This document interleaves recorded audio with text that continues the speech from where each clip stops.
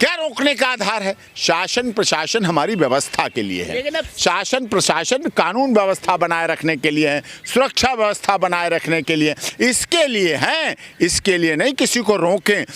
हम उनके साथ पैदल चले।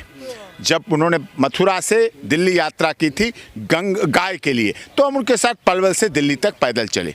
पैदल चल लेते हैं। क्या रखा पालकी में, क्या रखा रथ में?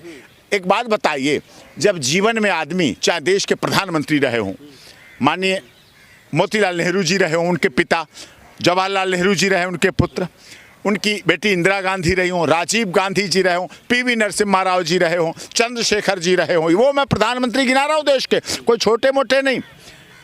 एच.डी. देवगौड़ा जी रहे हों, इंद्र कुमार गुजराल जी रहे हों, विश्वनाथ प्रताप सिंह रहे हों, भारत रत्न अटल बिहारी वाजपेयी रहे हों, देश के कोई भी प्रधानमंत्री रहे हों, देश के कोई भी राष्ट्रपति रहे हों, देश के कोई बड़े से बड़े व्यापारी रहे हों, देश के कोई बड़े से बड़े राजनेता रहे हों, देश के कोई धन्ना सेठ रहे हों, देश के कोई बड़े से बड़े संत रहे हों, देश के कोई बड़े से बड़े शंकराचार्य रहे हों, जब उनका जीवन छोड़ते हैं, शरीर छोड़ते हैं, तो सबकी इच्छा होती है अंतिम जो बूंद पड़े वो गंगा जल की पड़े।